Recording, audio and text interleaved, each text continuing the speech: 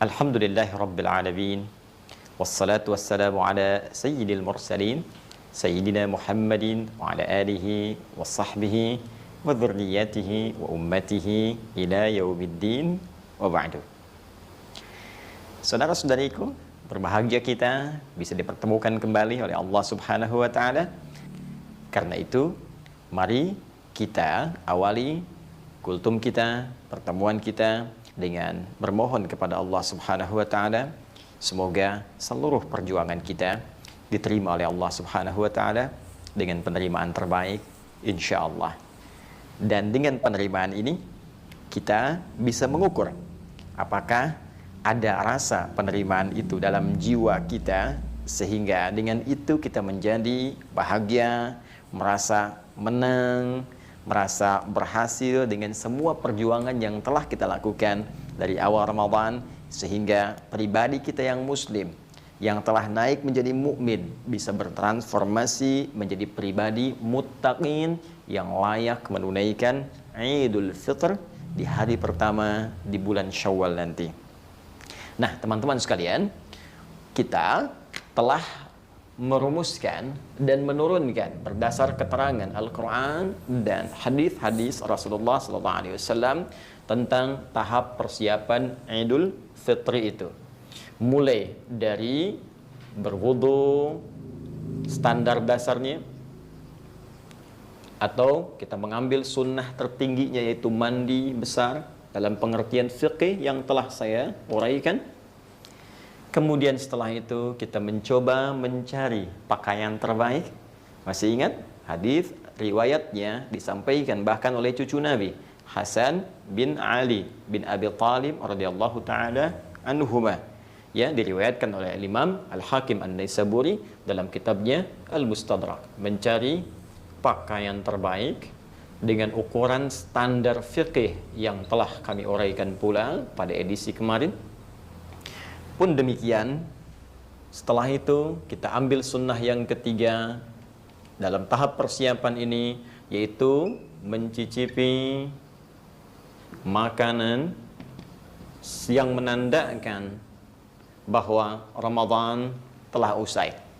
Ya, sebagian ulama menganjurkan kita untuk bisa mencicipi makanan yang serupa yang pernah dilakukan oleh Rasulullah SAW, sehingga para ulama menyebutkan sunnah mengonsumsi makanan ini yaitu kurma dalam jumlah bilangan ganjil, witir. Ya, Anda bisa cicipi 1-kah, 3-kah, atau 5-kah. Jika pun tak menemukan kurma, Anda bisa mengambil sekiranya makanan yang punya nilai rasa yang serupa atau mendekati sama, yaitu punya rasa manis misalnya dan memiliki nilai glukosa sehingga bisa memberikan kekuatan kepada tubuh, bukan sekedar menunjukkan puasa telah selesai. Baik, teman-teman sekalian, sekarang tiba saatnya kita masuk pada tutorial yang sangat penting yang menandai rasa syukur kita kepada Allah Subhanahu wa taala karena telah diberikan kesempatan untuk menunaikan ibadah siam. Masih ingat, bukankah di Al-Quran surah kedua di ujung ayat 185 itu Allah menyampaikan bahwa ukuran keberhasilan orang takbir saat Idul Fitri itu adalah ketika ia mampu bersyukur kepada Allah Subhanahu wa taala. Walitukabbirullaha ala ma hadakum wa la'allakum tashkurun, dan supaya engkau mampu menjadi hamba yang bersyukur kepada Allah Subhanahu wa taala. Dan kaidah syukur dalam Al-Quran juga dalam hadis-hadis Nabi sallallahu alaihi wasallam akan selalu terklasifikasikan pada dua bagian. Akan ditemukan aspek ritual dalam bentuk sholat, dan ini kita telah dapati isyaratnya dalam Al-Quran surah Al-Kawthar itu, inna a'tayna kal kawthar fassalli li rabbika wanhar inna syani'aka huwal abtar. Muhammad sallallahu alaihi wasallam, kami telah anugerahkan kepadamu nikmat yang sangat banyak. Kami jaminkan semua kenikmatan terbaik di surga nanti. Ya, sampai engkau mengatakan saya puas ya Allah. Untuk itu, sebelum sampai ke sana, syukuri dulu semua nikmat ini dengan cara salat. Fasalli. Karena itulah nikmat terbesar ketika menuntaskan siam Ramadan, tuntas kita menghadapi Idul Fitr, maka sunnah ini pun langsung dicontohkan oleh Rasulullah SAW untuk menunaikan salat. Baik, Edisi kali ini kita akan belajar bagaimana tutorial sholatnya untuk kita tunaikan dalam rangka beridul fitri. Baik Anda yang tengah berada di zona merah sehingga akan ditarik kemudian itu ke rumah, ataupun di zona hijau yang diperkenankan menunaikan sholat di lapang atau di masjid, maka seperti apa tutorialnya? Ini yang coba akan kita ulas. Baik teman-teman sekalian, tutorial sholat Id saat ini akan kita langsung masuk kepada teknis penunaian sholatnya. Baik, tentunya kita harus merujuk kepada keterangan Al-Quran dan Sunnah untuk menentukan waktunya dulu. Ya, jelas kita mengetahui ini akan dimulai pada awal bulan Syawal, 1 Syawal. Namun 1 Syawal itu kapan waktu tepatnya? Ini kita akan turunkan. Kemudian yang kedua, secara teknis, hal-hal yang dicontohkan oleh Nabi dan diisyaratkan langsung kepada kita untuk dilakukan secara teknis menjelang penunaian sholat Id. Apa dan bagaimana teknis menjelang atau persiapan teknisnya yang terkait erat dengan sholatnya. Kemudian baru kita masuk teknis penunaiannya.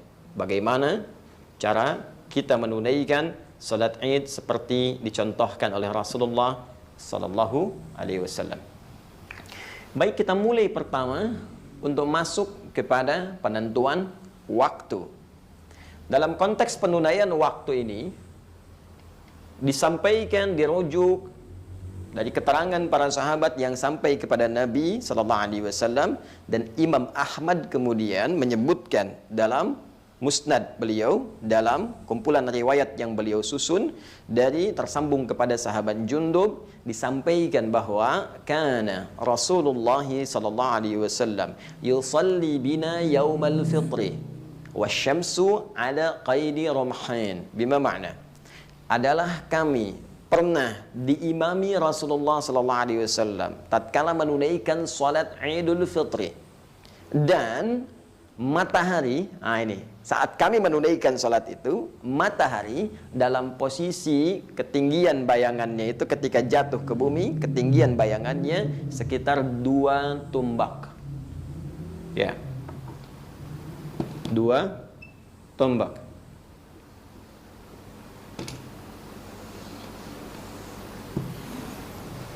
Seperti diketahui bahwa untuk menentukan waktu-waktu salat, dulu Nabi mengisyaratkan kepada para sahabat untuk menancapkan tombak, ya, atau semisal tongkat, ya, di tanah, kemudian melihat posisi bayangan yang terpantulkan dari sinar matahari.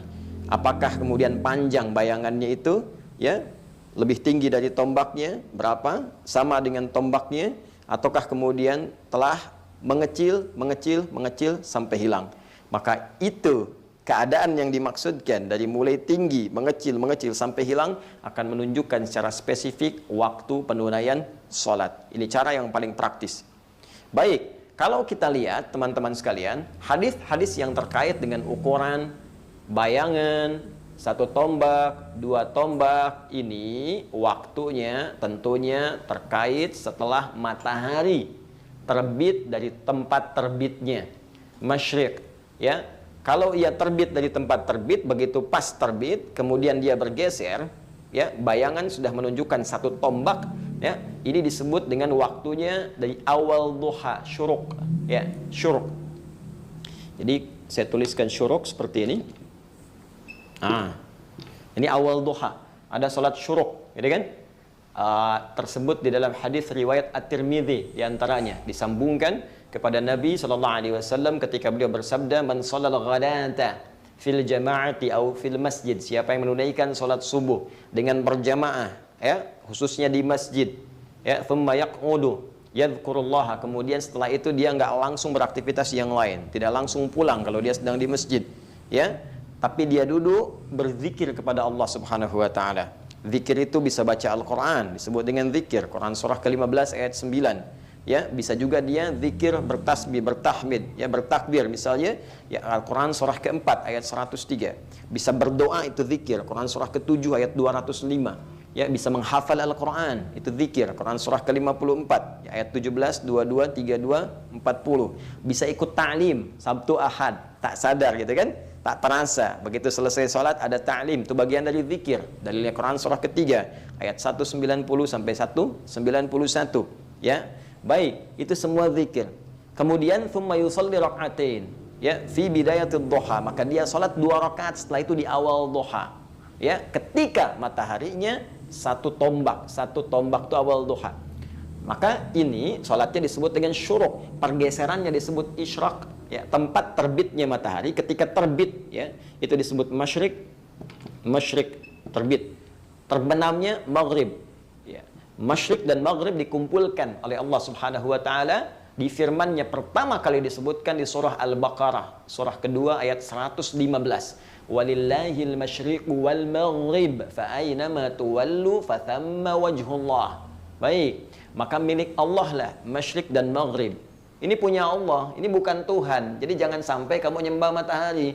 Matahari terbit kamu menghadap, kamu sembah. Terbenam kamu sembah juga. Bukan, itu punya Allah, Allah yang ciptakan kok. Kenapa kamu sembah? Sedangkan Tuhannya tidak kamu sembah. Maka kata Allah, masyriq tempat terbit, maghrib tempat terbenam, itu semua Allah yang ciptakan, punya Allah. Baik, teman-teman sekalian, kalau Anda kebingungan tentang kiblat kata Allah, silahkan menghadap kemanapun, maka Allah akan menemukanmu. Dalam konteks kita sedang menunaikan salat. Baik, fokus ke sini. Jadi masyriq itu tempat terbit. Ketika dia bergeser ke arah syuruk ini, maka pergeserannya disebut dengan isyraq. Ya, isyraq. Asyraka yusyriqa. Ya, menempati masyriknya dia bergeser, isyraq, bergeser ke awal duha disebut syuruk. Syuruk ini kadar bayangannya 1 tombak. Ya, 1 tombak. Baik, teman-teman sekalian, fokus bersama saya. Kadar bayangan 1 tombak kurang lebih lah. Kalau sekarang kita tarik misalnya, ya setelah menunaikan sholat subuh, dari waktu subuh kurang lebih 1 jam sampai 1 jam setengah. Ya, kurang lebih demikian. Jadi kalau subuhnya misal 4:30, ya 5:30 sampai jam 6 atau kurang sedikit itu masuk syuruk. Ya, jadi kalau kita misalnya ingin lebarkan menjadi 2 tombak, ya tambah kurang lebih setengah jaman lah, ya, secara maksimalnya. Jadi bisa kita tarik kalau ini syuruk ditunaikan 1 tombak, kisaran durasi waktunya 1 jam, 1 jam setengah. Ya, pasca sholat subuh. Kalau sekarang kita ambil jam 6 misalnya, misal saja, ngambil waktu amannya. Ya, fokus baik-baik. Maka untuk 2 tombak kita tambahkanlah 15 sampai 30 menitan. Ya, kurang lebih jam 6.30. 6.30 kalau kita mau mulai lebih awal di sini. Jelas? Nah, ini ukuran ini bergantung kepada kapan kita menunaikan sholat subuhnya. Ambil. Dan ini waktunya terbentang luas. Waktu ini. Jadi kalau kita ingin tunaikan, karena ini awal duha, terus kita tambahkan waktunya seperti tadi, kurang lebih 2 tombak ukuran jam 6.30, ya, dan waktu ini terbentang luas sampai ke menjelang zuhur.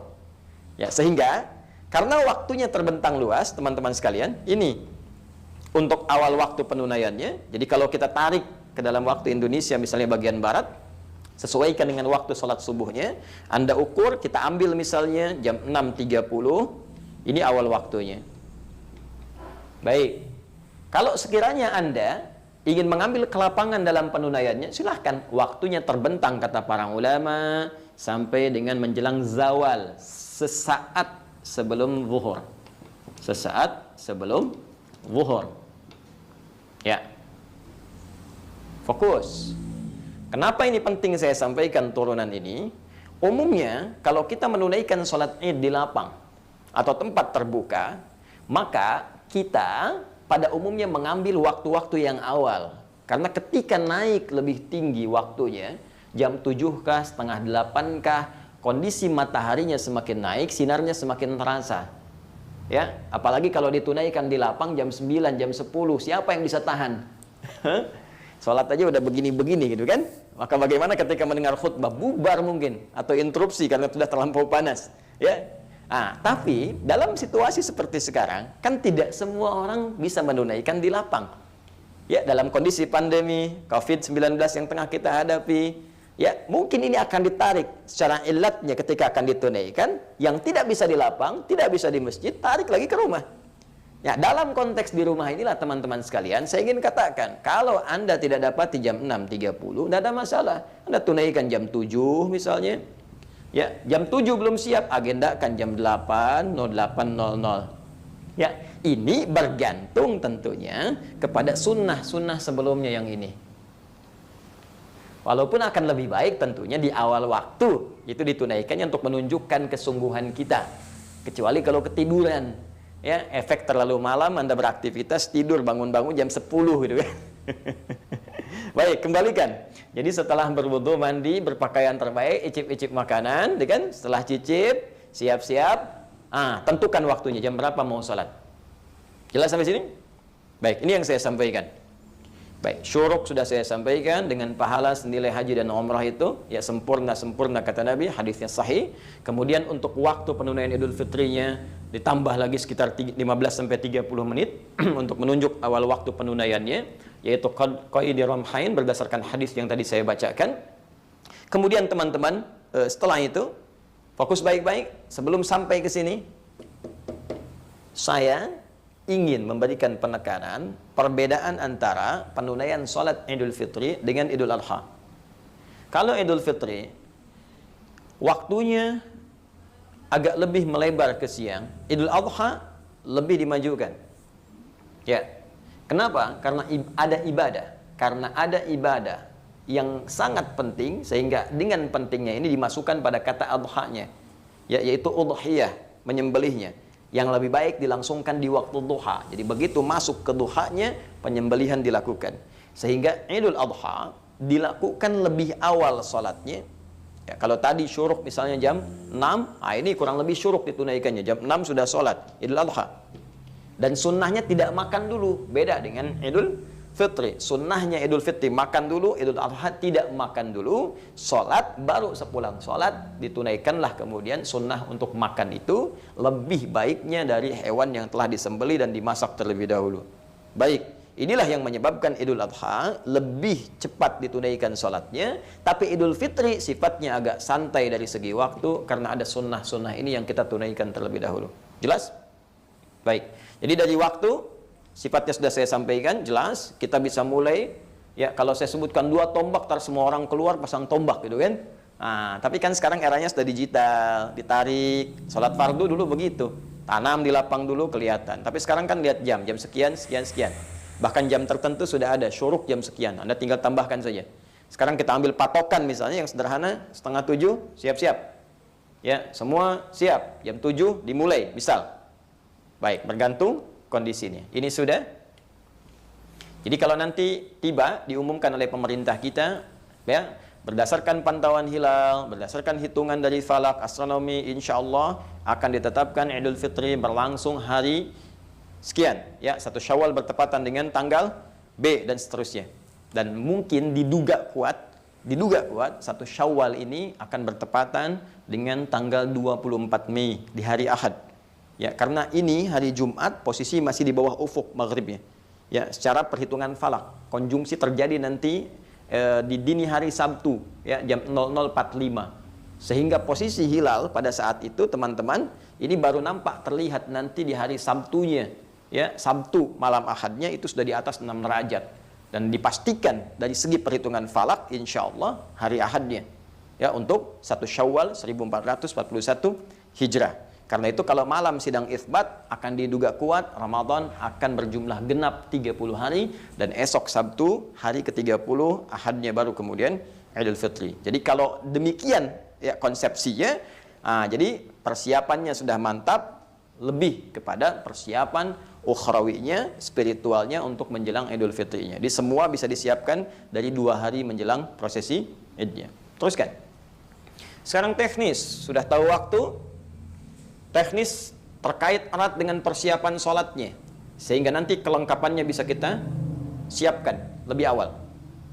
Teman-teman, yang pertama, penting disiapkan sutrah, batas, yang dengan batas itu tidak boleh seorang yang tidak sholat atau akan bergabung sholat melewati orang yang sedang sholat di antara batas sutrah itu.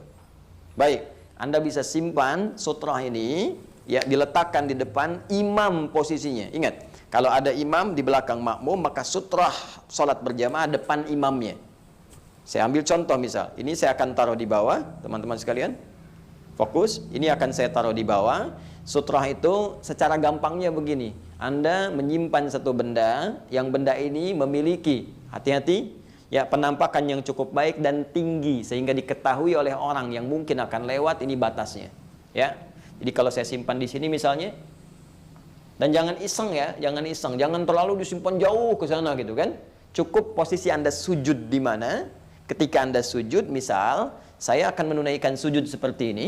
Sujud demikian teman-teman. Ya.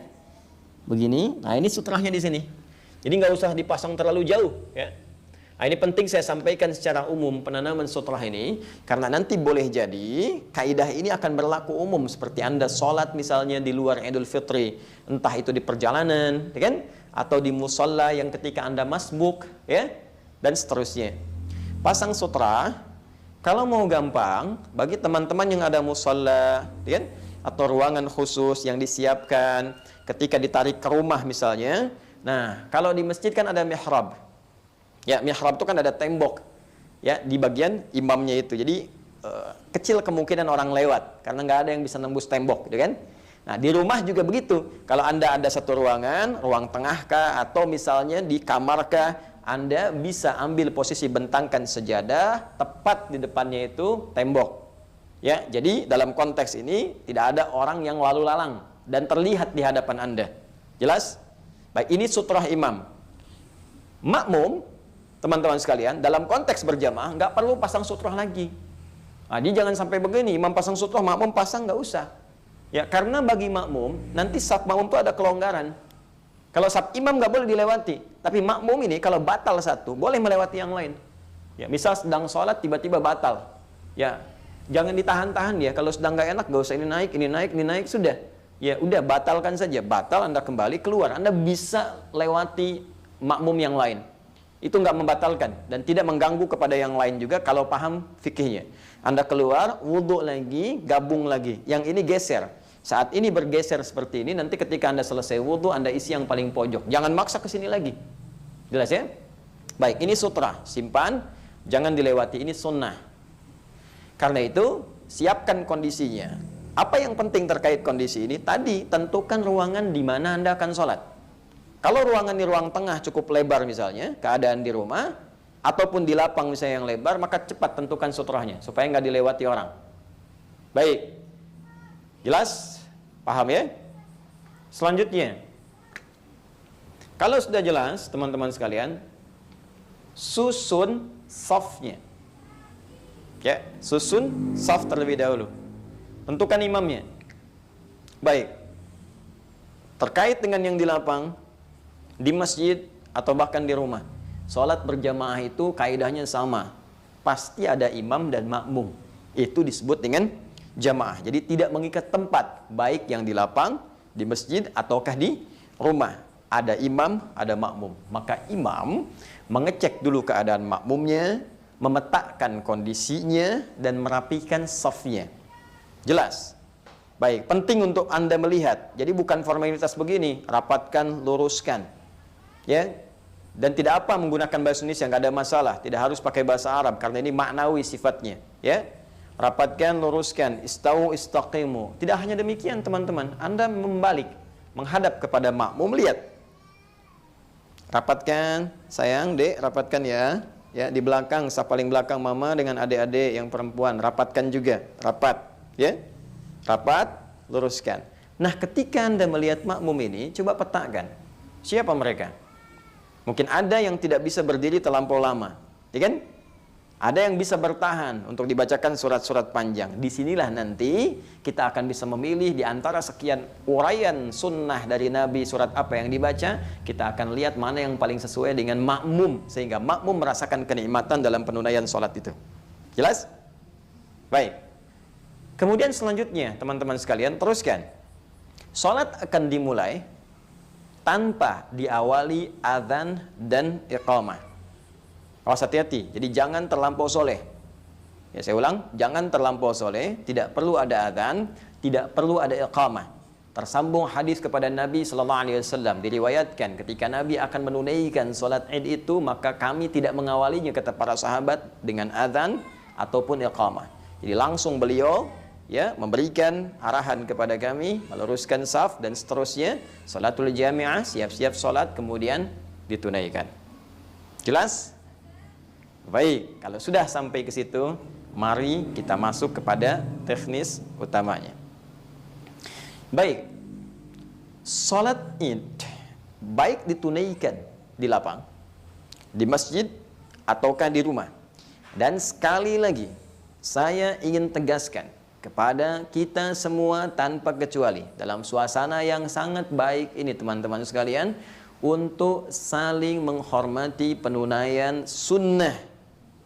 Baik sunnah yang dipilih untuk ditunaikan di lapang, di zona-zona hijau yang diperkenankan dengan konsolidasi otoritas setempat, ataukah ditunaikan di rumah yang kemarin saya terangkan dalilnya untuk mengambil hadis penunaian di rumah.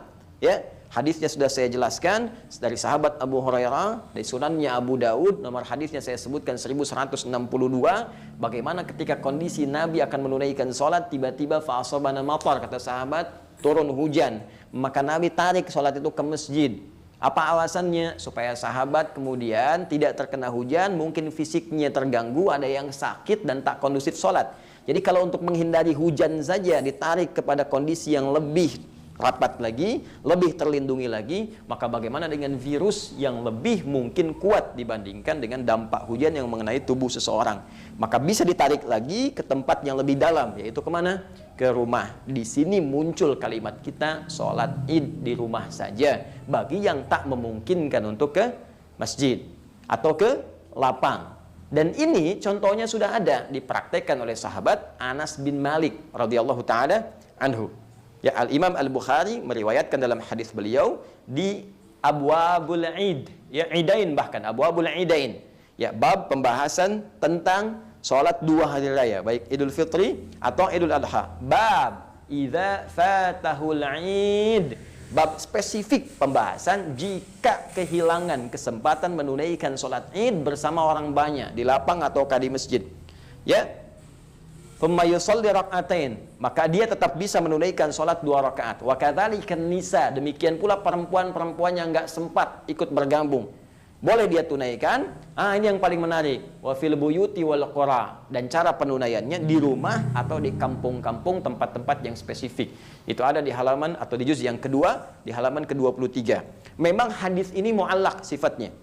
Ya, mu'allaq itu terputus beberapa rawinya sehingga kualitasnya tuh tidak terlampau valid, tapi dia punya penguat. Ya, di mana? Di Musannaf Ibnu Abi Syaibah. Ya, dalam musannafnya dikuatkan, jalurnya disebutkan, plus didukung di Sunan Al-Baihaqi, disebutkan jalur yang mu'allaq tadi, sehingga hadis ini naik menjadi kuat.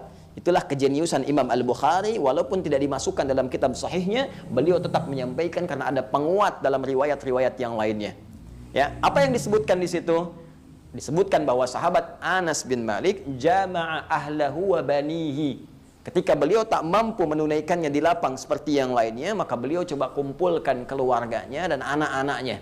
Thumma qama, kemudian naiklah, ya, asisten rumah tangganya, maulahu disebutkannya, ya, pembantu beliau. Naik kemudian pada saat itu Ibnu Utbah, ya, naik Abdullah bin Utbah, kemudian naik beliau mengimami, ya, salat 2 rakaat, bertakbir seperti orang-orang pun bertakbir, mereka menunaikan sholat di lapang atau di masjid. Jadi seperti yang lain menunaikannya di lapang, seperti menunaikannya di masjid, maka beliau pun kemudian bersolat 2 rakaat sama persis dengan yang di lapang, sama persis takbirnya dengan yang di masjid, dan tidak ada bedanya sama sekali, kecuali nanti dalam persoalan khutbah saja.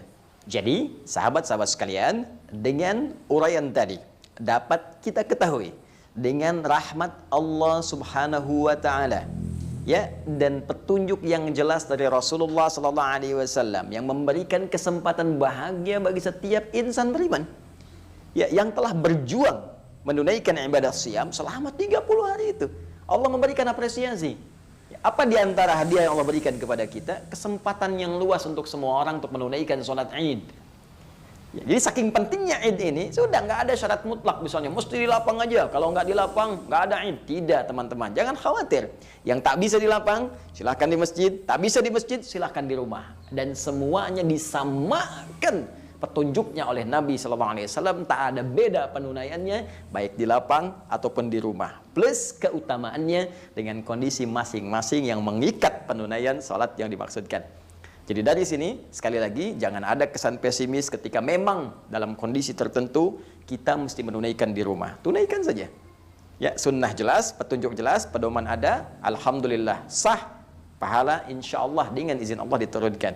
Pun demikian, dalam kondisi yang normal, di sebagian tempat, tunaikan di lapang, ya, tunaikan atau di masjid, sama persis dengan yang di rumah tadi, tanpa ada perbedaan sedikit pun.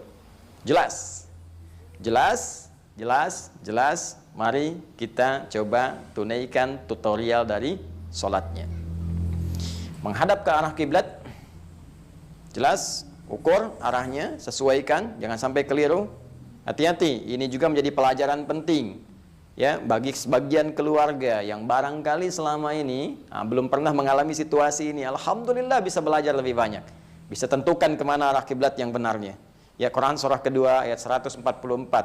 Ya, arahkan sesuai ke Masjid Al-Haram. Ya, fawalli wajhaka syatral Masjidil Haram. Selesai, arah kiblat sudah, berikan arahan seperti tadi saya sampaikan, siap untuk memulai, kemudian berikan isyarat salatul jami'ah. Salat kita akan mulai. Ingat ya, tak ada qamat, tak ada azan sebelumnya. Isyarat boleh dengan bahasa Indonesia. Ya, salatul jami'ah boleh kalau mau pakai bahasa Arab atau bahasa Indonesia. Yuk kita mulai sholatnya berjamaah ya. Khusyukkan hati kita, tenangkan jiwa kita, dan rasakan kenikmatan untuk berdoa saat sholat. Nikmat. Berniat dalam hati kita, kemudian mulai bertakbir. Fokus baik-baik. Nah, sebelum sampai ke takbir, saya ingin tunjukkan jumlah rakaatnya hanya 2. Jadi sholat Idul Fitri ditunaikan 2 rakaat. Seperti sholat subuh, 2 rakaat. Jelas? Baik, 2 rakaat ini perbedaannya teman-teman sekalian spesifik saat takbir. Ya, dan pilihan bacaan surat nanti. Saat takbir diriwayatkan dari sahabat Katsir bin Abdullah. Ya, dari bapaknya, dari kakeknya. Katsir bin Abdullah. Dari bapaknya, dari kakeknya, dari Nabi sallallahu alaihi wasallam. Ketika terlihat beliau menunaikan salat Id itu, beliau mengimami dengan takbir, disebutnya takbirat zawaid. Takbir tambahan dari sekedar takbiratul ihram. Takbir tambahan ini di rakaat pertama jumlahnya 7 dan di rakaat kedua jumlahnya 5. Baik, jadi ketika Anda bertakbir seperti biasa takbiratul ihram, Allahu Akbar, boleh angkat seperti ini di sini sejajar dengan bahu, hadwa mankibaihi. Ini hadis jadi Al-Bukhari ada, di hadis Muslim juga nomor hadis 397 ada. Rawinya sahabat Abu Hurairah yang menyampaikan kepada kita dari peristiwa seorang bernama Khalad bin Rafi Az-Zuraiqi ketika diajarkan oleh Nabi SAW cara salat yang benar. Maka Nabi mengatakan, "Idza qumta ila shalah fasbighul wudhu." Jika Anda ingin menunaikan salat dengan sempurna, sempurnakan wudu, thumma istaqbilul qiblah, menghadap ke arah kiblat, kemudian bersalat, bersiap, kemudian bersiap untuk takbir. Maka Nabi contohkan bertakbir mengangkat tangan sejajar dengan bahunya, hadwa mankibaihi di sini. Ya. Bisa juga sejajar dengan daun telinga di sini. Mana yang paling nyaman saja. Ini di dalam riwayat hadis An-Nasai. Sejajar dengan daun telinga. Jadi boleh diangkat sini, boleh diangkat sini. Takbir yang pertama, membuka salat. Pembuka ini disebut takbiratul ihram. Ya, jadi ketika bertakbir, kemudian ihram, sifat ihramnya muncul. Apa itu ihram? Dari ahrama yuhrimu ihraman. Akar katanya diambil dari haram. Harama yahrumu haram. Haram itu dilarang, tidak boleh. Kalau kita ingin menanggalkan segala hal untuk menunjukkan ini tidak boleh, tambah hamzah, ahrama yuhrimu, sifatnya ihram. Maksudnya apa? Ketika sudah bertakbir maka dilarang, tidak boleh, tinggalkan segala hal yang tidak terkait dengan sholat. buang urusan dunia ke belakang, buang, jangan dibawa-bawa. Permasalahannya orang sholat seringkali membawa dunianya sehingga itu mengganggu kekhusyuan dalam sholatnya. Padahal rumusnya jelas, begitu diangkat takbir. Ya, di Abu Daud disebutkan, fayaqulu Allahu Akbar, katakan dengan lisanmu, Allah yang maha besar. Dunia nggak besar, pekerjaan nggak besar, gaji nggak besar sekarang. Corona kecil, semua Allah yang hanya besar. Ya, buang semua ke belakang. Sehingga urusan kita hanya terfokus kepada Allah saja dan mengagungkan Allahu Jalla Jalalah. Diangkat seperti ini, kemudian angkat sejajar dengan ya telinganya atau sejajar dengan bahu atau daun telinganya. Maka setelah itu teman-teman sekalian, ihram, ingat ihram, buang semua yang tidak ada kaitan dengan salat. Fa wada'u kaffahul yumna aw yadahul yumna 'alal yusra, maka kemudian meletakkan telapak yang kanan di punggung yang kiri seperti ini. Ya. Di dadanya, sadrun, di sini boleh begini, ya. Yang telapak ke punggung, boleh ini rusgun ala rusgun. Ya, ini pergelangan di pergelangan, di sini ketemunya. Ya, tapi tolong harus pas ya. Jangan direka-reka. Allah Akbar, tidak ya. Cukup langsung saja takbir Allahu Akbar. Boleh ke sini sedikit tapi jangan sampai ke sini. Ya, jadi jangan megang siku ke sini. Dan ini dicela oleh Nabi. Jangan sampai kamu takbir bersedekap seperti orang sombong. Jadi diibaratkan sombong begini. Ya, kayak lagi ngawasin proyek gitu. Seperti ini. Ya, tidak. Jadi sampai di sini saja. Nah, ini takbir pertama.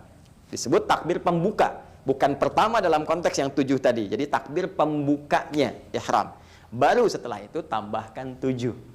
Ya, bacaan tidak ada beda. Allahu Akbar seperti tadi, ya. 1, Allahu Akbar, 2, Allahu Akbar, 3 sampai dengan 7. Baik, Ustadz, apakah di sela-sela takbir itu ada bacaan spesifik? Baik, di sini ada perbedaan kecil pendapat di antara ulama. Karena memang tidak ada yang spesifik langsung disebutkan dari Nabi, hanya isyarat saja. Dalam hadis Katsir bin Abdullah tadi, nggak dirinci bacaan antar takbir zawaid tadi, takbir tambahan. Hanya disebutkan Nabi takbir 7 kali. Pertama, rakaat kedua 5 kali. Karena hanya sebutannya seperti itu saja, maka ada yang menyimpulkan, terutama mazhab Maliki, di Imam Malik, takbirnya tidak diselingi dengan bacaan apapun, cukup takbir saja. Ya, jadi singkat, cepat, padat. Allahu Akbar. Allahu Akbar. 2. Allahu Akbar. 3. Allahu Akbar. 4. Demikian terus sampai dengan 7. Baik. Di mazhab Asy-Syafi'i kemudian mengambil keumuman makna dari sela-sela walitukabbirullaha ala ma hadakum. Isyarat Al-Qur'an supaya engkau memperbanyak takbir. Sedangkan takbir teknis petunjuk ketika dari bacaan Nabi ada riwayat menyebutkan takbir, tahmid, tasbih. Allahu Akbar, Allahu Akbar, la ilaha illallah, wallahu akbar, Allahu Akbar, walillahil hamd. Ya. Ada takbir, ada tasbih, ada tahmid. Maka sebagian khususnya dari mazhab Asy-Syafi'i mengisi sela-sela itu dengan kalimat-kalimat isyarat hadis tadi. Jadi begitu diucapkan takbirnya, diangkat tangannya, Allahu Akbar, Allahu Akbar kabira, alhamdulillah katsira, subhanallahi bukratan wa asila. Ya, atau perbanyak takbir saja, tahmid saja atau tasbih saja. Ini umum sifatnya. Sampai dengan 7. Jadi Allahu Akbar, jeda ucapkan, Allahu Akbar, jeda ucapkan, mau tasbih, tahmid, takbir atau dihimpunkan. Allahu Akbar kabira, alhamdulillahi katsira, wa subhanallahi bukratan wa asila. Allahu Akbar kabira takbir, walhamdulillahi katsira tahmid, ya wa subhanallahi bukratan wa asila tasbih. Ketiganya dikumpulkan dalam satu kalimat. Baik mengucapkan atau tidak berpengaruh kepada sahnya salat. Jelas? Ya, jadi keduanya benar. Tanpa bacaan benar, tanpa mengatakan tadi benar, dikatakan pun baca tadi benar diantaranya. Ya, yang salah siapa? Belum tentu. Yang tidak sholat pun nggak salah karena hukumnya sunnah, Ferguson. Jelas ya. Nah, jadi jangan menyimpulkan sesuatu yang belum kita ketahui dasarnya. Paham ya? Baik, teruskan. Jadi fokus ya, fokus lagi. Sudah takbir, kemudian selesai 7 kali. Nah, diam sejenak. Baca iftitah. Ya, silahkan disesuaikan. Iftitah itu banyak, ada lebih daripada 9 doa. Mau baca yang panjang boleh, ya. Allahu Akbar kabira, alhamdulillahi katsira, subhanallahi bukratan wa asila, ya. Kemudian disambungkan wajjahtu wajhiya lillazi fataras samawati wal arda hanifan muslima wa ma ana minal musyrikin. Inna salati wa nusuki wa mahyaya wa mamati lillahi rabbil alamin la syarika lahu bidzalika umirtu wa ana minal muslimin atau wa ana awwalul muslimin. Boleh. Yang mau pakai Allahumma ba'id baini wa baina khataayaya silahkan, boleh. Atau yang paling pendek pun boleh, silahkan. Ya, jadi silahkan dipilih mana yang paling memudahkan. Setelah takbir, iftitah. Jadi kalau iftitah yang pendek, istiftah yang panjang. Ya. Setelah itu masuk Al-Fatihah, 7 ayat. Ya, Bismillahirrahmanirrahim sampai waladhdallin, selesai. Bismillahnya mau dijaharkan boleh yang jadi imam. Ya, jadi nanti ada setidaknya menghitung para ulama hadis ada 70 riwayat tentang bacaan bismillah dibagi 4 klasifikasi. Pertama boleh jahar. Ini diambil nanti oleh Al-Imam Asy-Syafi'i, ditunjukkan pada muridnya sampai diikuti mazhabnya. Jahar. Jahar itu keraskan. Setelah selesai iftitah, masuk Al-Fatihah, Bismillahirrahmanirrahim. Jelas jahar. Sir. Sir itu silent, yang dengar cuma kita. Bismillahirrahmanirrahim. Alhamdulillahirabbil alamin. Jelas. 3, tidak dibaca sama sekali, langsung alhamdulillah. Alhamdulillahirabbil alamin. Jelas? Kemudian yang terakhir dibaca rakaat pertama dengan keras, Bismillahirrahmanirrahim. Selanjutnya tidak dibaca lagi. Anda boleh pilih mana yang paling mudah untuk dipilih. Jelas? Tapi sebelum membaca itu ta'awudz dulu. Ta'awudz dan sifatnya sir. A'udzubillahi minasyaitonirrajim. Sir, silent, baru Al-Fatihah. Ulang, fokus. Takbir, iftitah, ta'awudz, Al-Fatihah. Setelah waladhdallin, amin, tuntas, baca surah. Surahnya bisa Anda pilih. Ya, berdasar hadis riwayat Al-Imam Muslim menyampaikan riwayat dari Nabi sallallahu alaihi wasallam bahwa kebiasaan Rasulullah sallallahu alaihi wasallam, sekali lagi, kebiasaan Rasulullah sallallahu alaihi wasallam ketika beliau menunaikan salat Idnya, maka di rakaat yang pertama beliau kalau tidak membaca surat Qaf, ya, surah yang ke-50, atau membaca Al-A'la, surah yang ke-87, ya, Sabbihisma rabbikal a'la. Ini yang sering dibaca Nabi. Kalau sekiranya ada kemampuan untuk bisa membaca satu di antara surah ini, silahkan dipilih. Apakah Qaf atau Sabbihisma rabbikal a'la. 1. Adapun kemudian di rakaat yang kedua, setelah selesai waladhdallin, amin, tuntas, maka kebiasaan Nabi sallallahu alaihi wasallam beliau memilih satu di antara 2 surah lagi. Ya, imma surah 54 Al-Qamar, ya, atau surah yang ke-88 Al-Ghasyiyah. Kalau tidak baca Al-Qamar, ya, iqtarabatis sa'atu wa insyaqqal qamar, atau hal ataka haditsul ghasyiyah. Ini kebiasaan. Kebiasaan yang Nabi kerjakan disebut sunnah, sehingga para ulama mengatakan sunnahnya boleh rakaat pertama Sabbihisma rabbikal a'la, rakaat kedua hal ataka haditsul ghasyiyah, atau rakaat pertama Qaf, rakaat yang kedua iqtarabatis sa'ah wa insyaqqal qamar. Ini pilihan. Kalaupun Anda melihat saat di awal tadi begitu nengok makmum, oh, anak-anak kecil masih baik, ya, istri juga barangkali agak kesulitan, ada ibu mertua sepuh juga, mau dibacakan Qaf, mereka belum tentu kuat, ayatnya cukup panjang, ya, bukan hanya mereka nggak kuat, imamnya aja belum tentu hafal misalnya, ya, atau ala-ala juga demikian, ya, sudah imam nggak kuat, sudah imam nggak hafal, makmum belum kuat. Atau sudah imam belum hafal, makmum nggak kuat, nah, maka pilih Al-A'la. Aduh, belum bisa hafal juga Al-A'la misalnya, maka tidak usah susah-susah, baca yang tengah-tengah. Ad-Duha, ya, wad-duha wal-laili idza saja. Baik, ma wadda'aka rabbuka wa ma qala, baca Ad-Duha. Rakaat keduanya baca Al-Insyirah, karena Duha dan Al-Insyirah itu satu paket penurunannya. Ya, maka saya lebih senang kalau rakaat pertama baca Ad-Duha, kedua Al-Insyirah. Ustadz, saya sulit juga Ustadz bacanya. Nah, ini qadar Allah, ini alhamdulillah, syukur pada Allah saya diberi kesempatan jadi imam seumur-umur di keluarga. Mudah-mudahan hisabnya ringan di hari kiamat dan bisa jadi tanda di hadapan Allah. Ya Allah, saya pernah jadi imam di keluarga. Ya, bahwa ini kesempatan. Kalau bisa para ayah di rumah, jangan wakilkan. Kalau bisa Anda, kecuali kalau Anda telah siapkan generasi penerus, anak-anak yang sudah 30 juz, hafid, kebanggaan, silahkan. Tapi kalau Anda mampu lakukan, itu akan meringankan hisab Anda di hari kiamat. Ketika ditanya apa yang sudah kamu kerjakan sebagai seorang ayah, ya Allah, Engkau Maha tahu, aku pernah menjadi imam dalam salat Id bagi keluargaku. Dan ini mungkin akan meringankan dari sekian hisab yang akan Allah tanyakan kepada kita. Kalau sulit Ad-Duha, sulit Al-Insyirah, bukan aib.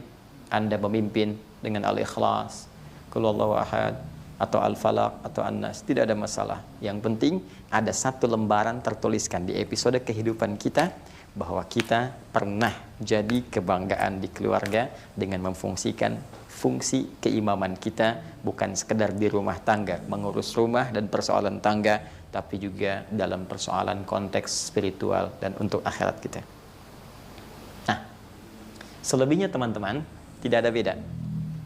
Setelah selesai surah yang pertama, ruku seperti biasa, Allahu Akbar, ruku. Baik, kemudian yang tidak, ya, Sami Allahu liman hamidah, seperti biasa saja, seperti Anda salat subuh. Ya, 2 rakaat. Ya, hanya nanti tidak ada kunut. Ya, sepakat kalau Idul Fitri nggak ada kunut ya. Kemudian setelah itu rakaat kedua juga demikian sampai dengan salam. Dan selesai salat Idnya. Baik. Bagi yang di lapang atau di masjid, setelah selesai dilanjutkan dengan khutbah. Sunnahnya. Baik ya? Untuk menyampaikan kegembiraan. Dan khutbahnya singkat padat. Ya, Nabi hanya tersebut dalam riwayat-riwayat, ya, hamadallah wa athna alaihi, beliau memuji Allah. Ya, kemudian wa wa'adhan nas, menyampaikan nasihat kepada orang-orang, wa dzakarahum, mengingatkan mereka untuk meningkatkan takwa kepada Allah Subhanahu wa taala. Lalu memerintahkan kemudian kepada Bilal untuk memotivasi orang-orang yang mau sedekah. Nah, ini dasar penyebaran kotak infak gitu ya. Nah, itu dasarnya ada. Hadisnya juga ada, sahih hadisnya. Ya, bahkan nanti disebutkan ada perempuan-perempuan yang nyimpan perhiasannya, nyampaikan hartanya dan sebagainya. Itu dalam konteks yang normal. Dalam kondisi Anda ada di rumah, nah di sini sebagian besar berpendapat bahwa tuntutan untuk berkhutbah itu lebih ringan, artinya ditiadakan, tidak ada masalah. Karena yang penting dalam sholat id itu adalah sholatnya. Ya, adapun khutbah itu untuk menyampaikan pesan kepada orang banyak, orang-orang. Nah, ini di rumah Anda cuma Anda dan keluarga. Jelas gitu kan? Walaupun kalau ingin khutbah tidak dilarang, cukup penuhi rukunnya saja. Ya, paham ya? Memuji Allah Subhanahu wa taala, kan? Bersalawat kepada Rasulullah sallallahu alaihi wasallam, kemudian syahadat, berikan pesan singkat sudah. Ya. Kalau enggak bisa pesannya, baca ayat takwa, ittaqillah. Ya, ya ayyuhalladzina amanu taqullaha haqqa tuqatih wa la tamutunna illa wa antum muslimun. Enggak hafal juga, sampaikan, "Ma, adik-adik sekalian, anak-anakku, yuk kita mulai dengan papa dan kita semua untuk meningkatkan takwa kepada Allah." Selesai, barakallahu li wa lakum, doa tutup. Minta boleh pakai bahasa Indonesia, tidak ada masalah. Pakai bahasa Indonesia, selesai doa sama-sama. Mungkin suasananya akan berbeda. Ketika seorang ayah selesai sholat, dia berdiri memuji Allah, alhamdulillahirabbil alamin, wassalatu wassalamu ala rasulillahil karim, bersalawat kepada Nabi sallallahu alaihi wasallam, bersyahadat. Setelah itu menyampaikan, ini adalah episode baru Idul Fitri kita, tapi kesempatan terbaik bagi ayah, bagi papa untuk menyampaikan kepada kalian semua, papa sayang kalian semua, sayang di dunia dan sayang untuk di akhirat kita. Semoga seperti Allah kumpulkan kita di dunia, Allah akan kumpulkan lagi kita di akhirat.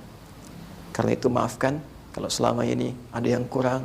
Mari kita jadikan hari ini sebagai hari baru untuk keluarga kita, untuk semakin meningkatkan takwa dan mendekat kepada Allah Subhanahu wa taala. Mari kita berdoa supaya Allah merahmati keluarga kita, melancarkan rezeki di keluarga kita, untuk bisa semangat beribadah kepada Allah. Mari berdoa semuanya. Ketika berdoa penuh khusyuk, mengalir air mata kita dalam suasana yang sangat haru, boleh jadi rahmat Allah diturunkan pada saat itu, dan kita mintakan spesifik, ya Allah, angkat wabah ini supaya kami bisa menikmati ibadah di masjidmu lagi, menikmati ta'lim lagi, menikmati jumpa dengan para sahabat, silaturahim lagi. Lalu selesai. Setelah itu Anda bisa berpelukan dengan keluarga terbatas, ya kan? Demikian, tuntas. Di rumah, di lapang bisa Anda kerjakan dengan situasi yang tentunya sekali lagi tetap berkoordinasi dengan otoritas tempat dan ikuti protokol yang telah diberikan garis dan panduannya. Sampai di sini tuntaslah tutorial sholat Idul Fitri kita, tinggal pelaksanaannya saja. Dan persiapan kita maksimalkan seperti yang telah kami uraikan. Hanya satu persoalan lagi. Bukankah tanda syukur itu dibagi dua klasifikasinya? Ingat, kembali kepada ayat Al-Quran Al-Baqarah 185. Ingat, belum selesai pembahasan kita. Bahwa wala'allakum tashkurun, supaya orang puasa itu bisa bersyukur, tingkatkan syukurnya kepada Allah, dan bahagia dia di Idul Fitri ya, ditandai yang pertama dengan sholat. Tadi telah kita tuntaskan. Demikian yang saya sampaikan. Semoga bermanfaat. Saya menyayangi Anda seperti saya menyayangi diri saya, dan saya bermohon kepada Allah semoga kita semua dirahmati. Selamat berbuka. Subhanakallahumma wa bihamdika asyhadu an la ilaha illa anta astaghfiruka wa atubu ilaik. Wa akhiru da'wana alhamdulillahi rabbil alamin. Assalamualaikum warahmatullahi wabarakatuh.